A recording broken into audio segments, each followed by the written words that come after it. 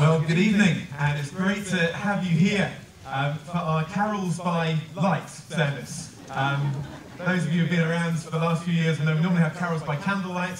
I think the school wanted us to burn it down, and so just Carols by light. But that's better than actually driving into the car park, because that was coming to carols in the complete darkness. So we're glad that we've got the lights on in here, if not in the car park, and we're glad that you made it in okay. And I hope that you're looking forward to Christmas. It's not that long away now, is it? And I guess depending on our age bracket, there are different things we're probably looking forward to about Christmas. If you're a child, I guess Santa Claus might have something to do with it. I was reminded that there are different stages that one goes through in life, at least the average male. You believe in Santa Claus, you don't believe in Santa Claus, you are Santa Claus, and then you look like Santa Claus. So maybe Santa Claus has something to do with it. Maybe presents. Maybe you're looking forward to what you might get this Christmas, hoping that it might be what you always wanted. I heard the story of a little boy who really was praying desperately for his birthday for a new bike. And so he decided to pray, and he said, "Dear God, please give me a bike for my birthday." And his birthday came and went, no bike. And so Christmas was not too far away, so he thought, well, I've got another chance at Christmas. So a few weeks before Christmas, he decided to pray again, got down on his knees, "Dear God, please give me a bike for Christmas."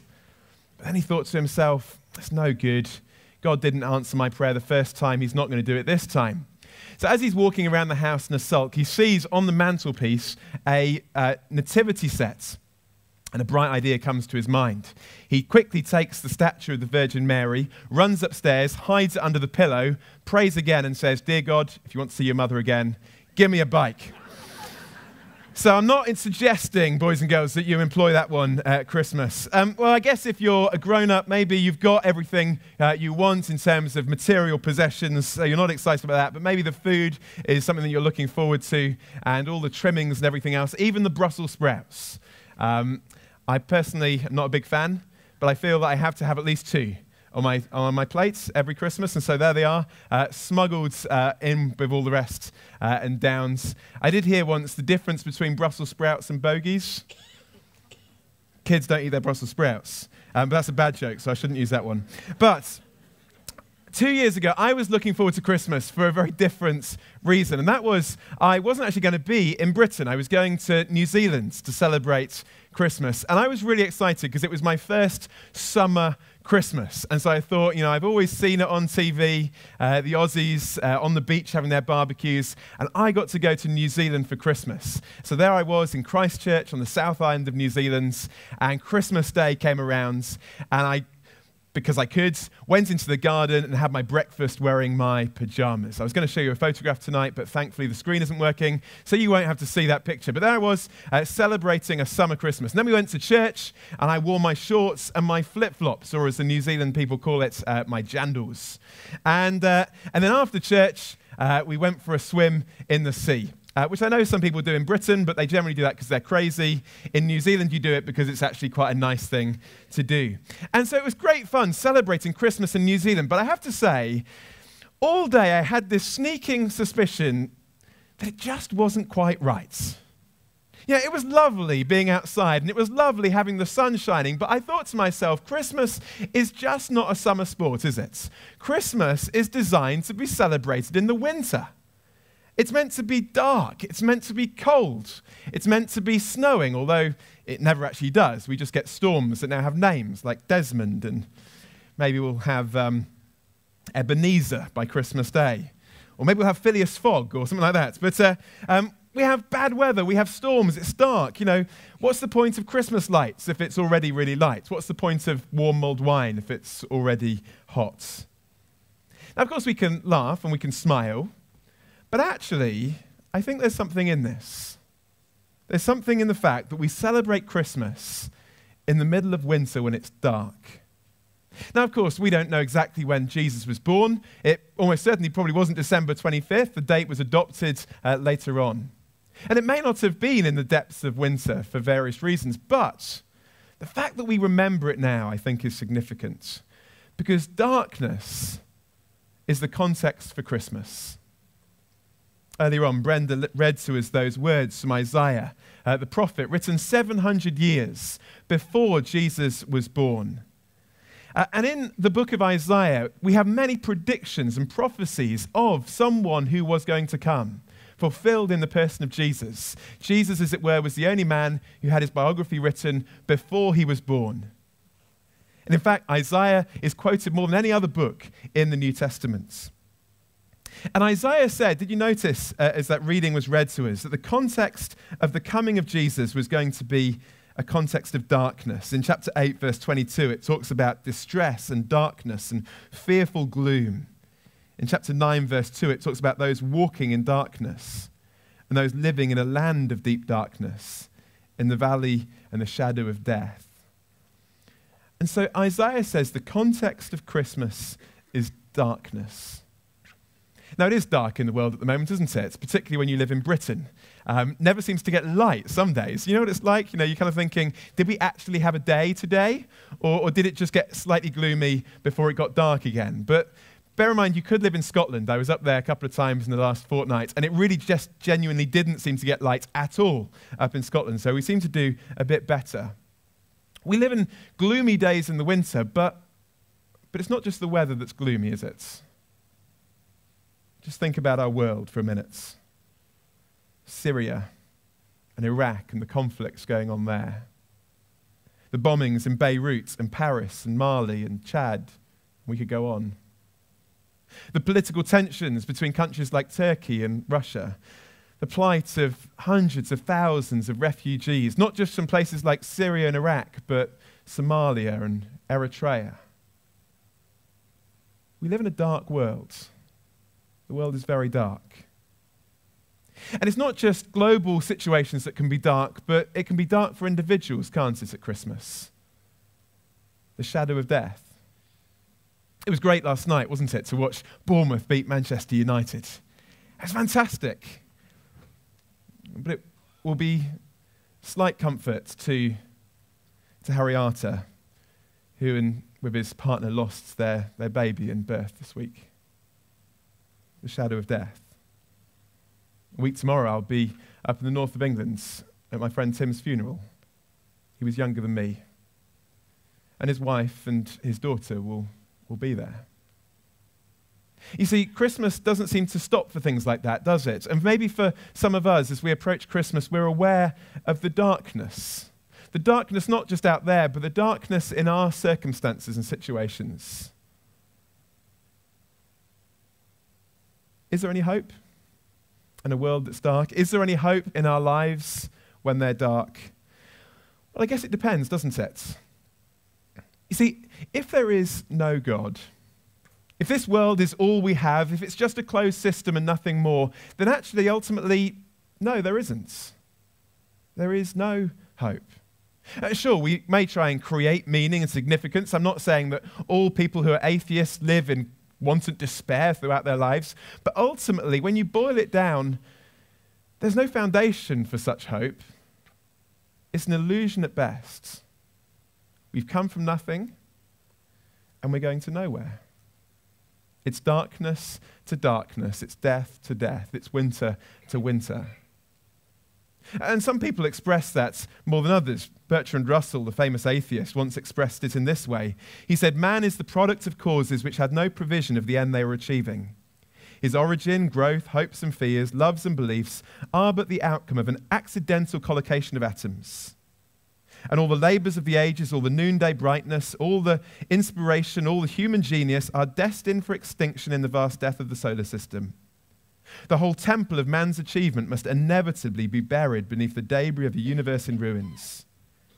Only within the scaffolding of these truths, only on the firm foundation of unyielding despair, can the soul's habitation henceforth be safely built." That's depressing, isn't it? But actually, he was being completely consistent with his worldview. He said, look, if there is nothing more than what we can see and touch, that is the ultimate reality. The scaffolding of unyielding despair.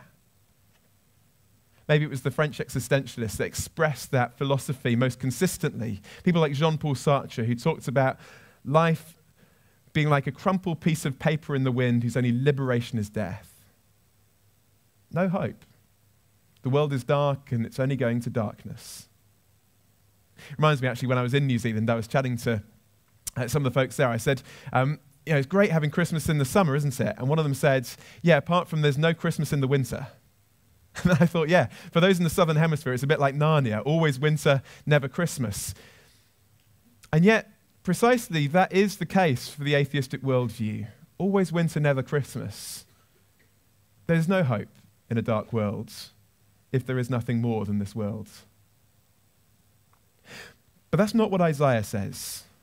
What does Isaiah say about the world we live in? Well, we had these words read to us earlier. Isaiah chapter 9, verse 1, he says this, "Nevertheless, there will be no more gloom for those who are in distress."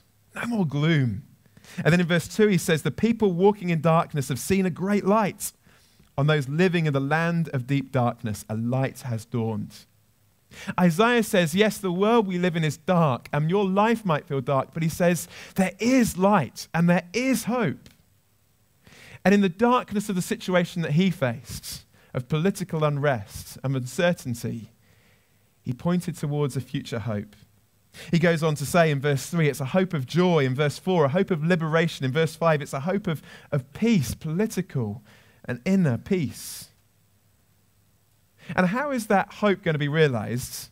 Well, in those famous words that we read almost every Christmas, verse 6. "For to us a child is born, to us a son is given." Now, the words are familiar, but actually in the context, it's kind of strange, isn't it? Isaiah looks at this bleak and dark world and he says, the answer is a baby's going to be born. I mean, think about it in our context. I mean, there's been all sorts of debate, hasn't there, in Parliament about how do we solve the problem of ISIS and the threat of terrorism. And of course, divided opinions on how we might do it. But imagine if someone stood up in Parliament and said, we don't need to worry about all of these things because I've heard someone's pregnant. I mean, out of all the ideas that have been suggested, that would be pretty crazy, wouldn't it? I mean, the hope of the world in a pregnancy?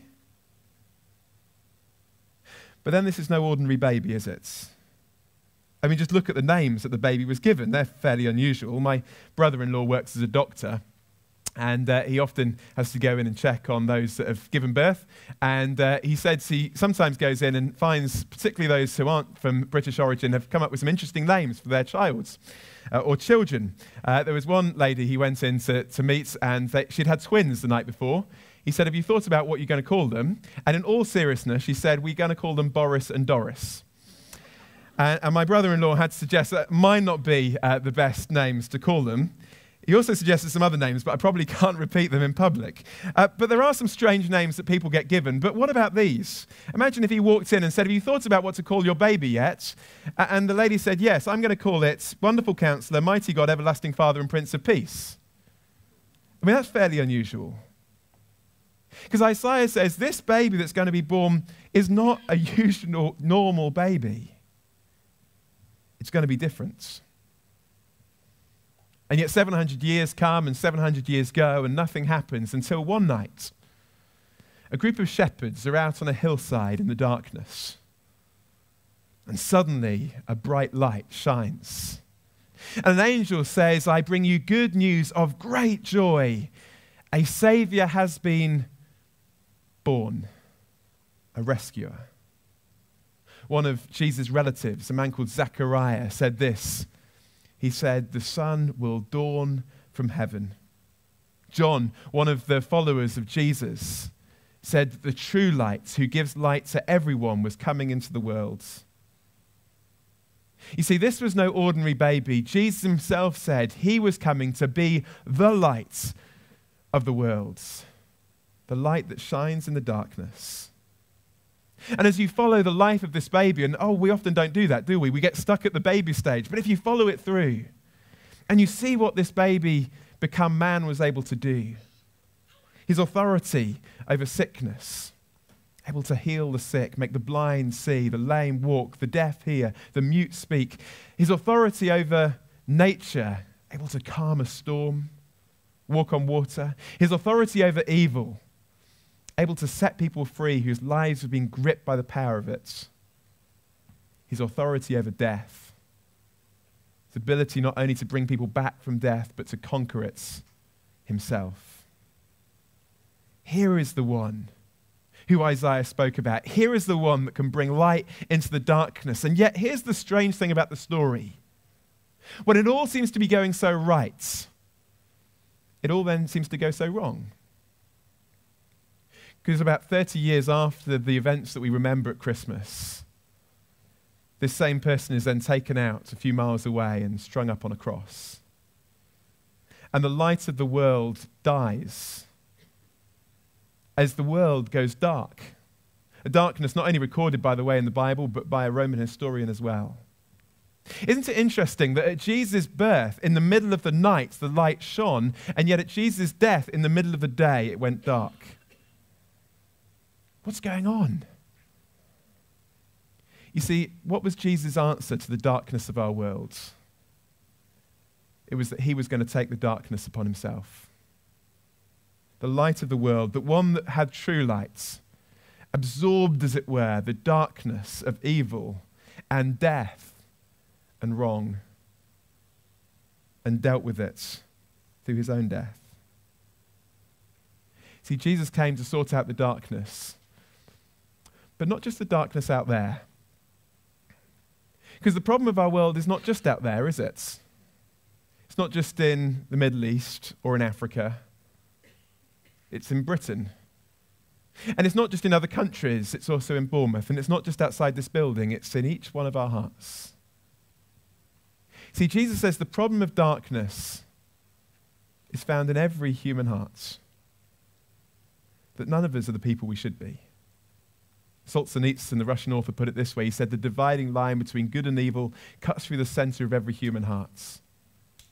And Jesus, the light of the world, came not just to absorb the darkness of the evil out there, but he also came to absorb the darkness of the evil in here. To shine his light into our darkness. Why? To bring us into the light, to restore us to himself, to repair the bridge, as it were, between us and God. I said I was up in Scotland, I was up in Dundee. Of course, to get from Edinburgh, where I flew in, to Dundee, I had to go across the Firth of Forth. Apart from you can't get across it in a car these days because the bridge is broken. And there are people working round the clock to try and reopen the bridge, to reconnect the two sides. And yet Christmas tells us of God coming to reconnect the gulf between us and God, to mend the barrier, to restore us to him. And of course, the cross was not the end of the story.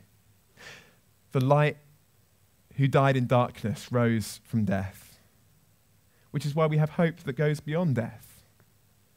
Because death was not the end of the story for him. It doesn't have to be the end of the story for us. There is a light in the darkness. There is hope in despair. There is life beyond death. And Christmas tells us why. Don't know what your Christmas traditions are. We have Christmas traditions back home. One of the traditions I started with my dad the other year is watching the Lord of the Rings trilogy in the nights leading up to Christmas.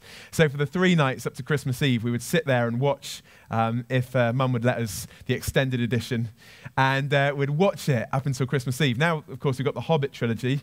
I'll have to go home extra early, and we'll watch all 6 in the week leading up to Christmas. But I love those films. I don't know if you've ever noticed. You've probably maybe watched the films if you've not read the books. All of the stories start in the autumn, and they always finish in the summer. Something about Tolkien's storytelling is interesting because he says we start at the end of the autumn and we go through the death of winter, but the hope in the stories is always to get back to the summer. You say, well, that's just a story. But I found something fascinating as I was studying the Bible recently, and that was, you know, in the Bible, the year doesn't start on January the 1st. January didn't exist back then. Sorry. It didn't start in the middle of winter, but the year started in the autumn. And it finished in the summer. And you know, the day didn't start at midnight. That's a very recent idea. You know when the day started? When the sun sets. Evening and morning. You see, the days and the years said that we went from darkness to light and from death to life, because the whole message of the Bible is that that's the reality of our universe. That we live in the darkness, but there is light yet to come. We're surrounded by death, but there is one who can bring life. And it's not just a fictitious story, it's the truth. So my question to you as we close is this. What will your response be to the light of the world? What will your response be to this message? I guess there might be different responses. You might be sitting here saying, well, actually, I don't buy this. It sounds nice, but that's the problem. You're a cynic and you're saying, this is too good to be true. You just believe stuff like this because it gives you comfort in the darkness. It gives you happiness when things are hard. It's just a crutch for you. Maybe that's what you're thinking. But if it's what you are thinking, thanks for coming. Thanks for listening. But before we go out and get some mince pies, can I challenge you and say, actually, just as Christianity could be seen as a crutch for the weak, so could your atheism. Richard Dawkins once said that Christianity and religion was only for those who were scared of the dark. John Lennox, a Christian professor from the same university, said yes, and atheism could be just for those who are afraid of the light. You see, think about it. If Jesus is the light of the world, then one of the things that light does is he shows up the darkness. And maybe one of the reasons why we're so naturally hostile to Jesus, unusually hostile, we might say, is that there's something about his perfection that shows up our imperfection. Maybe if we're going to be honest, it's not that we can't believe, but it's we don't want to believe because of the implications. Maybe we need to be honest about that. Maybe you're here and you're saying, well, actually, I'm intrigued by this, but I'm not convinced. I want to find out more. Well, we'd love you to find out more. Isn't that exactly what the shepherds did when they heard the message? They went to check it out. They went down to Bethlehem. Isn't that what the wise men did when they saw the star? They didn't stay on their backside, but they got out and they investigated. And they followed the clues till they found that answer. And we'd love to help you investigate. That's why after the busyness of the Christmas season, we're going to be starting a course called the Alpha Course. And we'd love you to come along. We'll be starting in January, just across the road at Woodbury Avenue, to explore those questions, to think about whether there are answers, and to think about what it would mean if this was true. We would love you to come on that course. If what I've said tonight had even a chance of being true, wouldn't it be worth investigating it for yourself? Wouldn't it be worth looking into it? And wouldn't it be worth not just thinking about it occasionally at a carol service, but seriously thinking about it? Maybe you're intrigued, or maybe actually you're saying, well, if this is true, maybe you think possibly it could be. You think, how could I know that hope? How could I experience that light? In St. Paul's Cathedral in London, there's a famous painting by a painter called Holman Hunt. And it's called The Light of the World. It's a picture of Jesus holding a light, and he's standing outside of a doorway that's been overgrown by weeds and plants, a door that obviously hasn't been opened, but he's knocking at the door. And Holman Hunt, the painter, painted it metaphorically, as it were, to demonstrate how Jesus meets each one of us. He stands at the doorway of our lives, and he knocks, but he doesn't barge his way in. He waits to be invited. You see, in that painting of the door, there was no handle on the outside, it was on the inside. Because we have to allow him in. And my question would be, have you ever invited Jesus, the light of the world, to come and shine his light into your darkness? To bring life into a place where there is death? To bring hope into a place where there is despair? Have you ever invited him to do that? Why not invite him to do that this Christmas? Because I don't know what you're looking forward to about Christmas. I don't know what gifts you're hoping to get, but can I say that will be the greatest gift you could ever receive. So let's have a moment of quiet before we sing our final carol.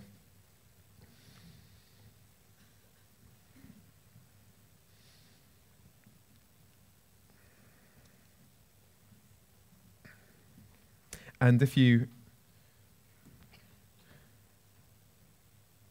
want to respond, to open that door, as it were, to invite the light of the world to shine his light into your darkness, then maybe the words of this carol could also be a prayer that you could pray. And maybe you could echo it in your hearts. O Holy Child of Bethlehem, descend to me, I pray. Cast out my sin and enter in. Be born in me today. Amen.